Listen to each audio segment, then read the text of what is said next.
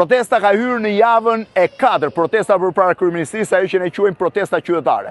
Po cilët janë rrugët e zgjidhjes së kësaj proteste? Kërkesa e parë dhe kryesore është dorëheqja e kryeministrit Edi Rama. Cilat janë rrugët kushtetuese se si kjo ndodh? E para është që Rama je vetë dorëheqje nën presionin e protestës dhe ulet dhe negocion. Atë që protesta kërkon, një qeveri teknike 12 mujore e cila do votohet në parlament me votat e Partisë Socialiste, sepse ata kanë 71 vota. Versioni i dytë është që Rama nuk jep dorëheqjen, por detyrohet nga zgjerimi i protestës dhe kthimi i saj në mosbindje civile që t'jap dorëheqjen. Ky është versioni i dytë dhe disi më i vështirë. Versioni i tretë është që Rama të humbë 12 deputet të mazhorancës tij.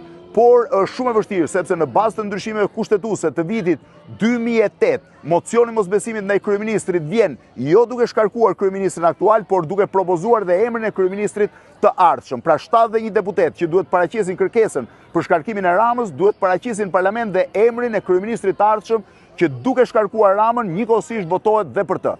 Këto ishin ndryshimet e 2008 që japin një fuqi të jashtëzakonshme kryeministrit dhe e bëjnë shumë vështirë shkarkimin e tij. Janë 3 rrugët e vetme përmes të cilave mund të shkohet për të plotësuar kërkesën e protestuesve. Versioni i fundit është që Rama t'jap dorëheqjen dhe ta çojë vendin në zgjedhje për 45 ditë, siç e përcakton kushtetuta, por në këtë rast është shumë e vështirë që partitë e tjera politike prezente të hyjnë në zgjedhje dhe të marrin pjesë në zgjedhje dhe kështu nuk do ishte një zgjidhje për kryeministrin.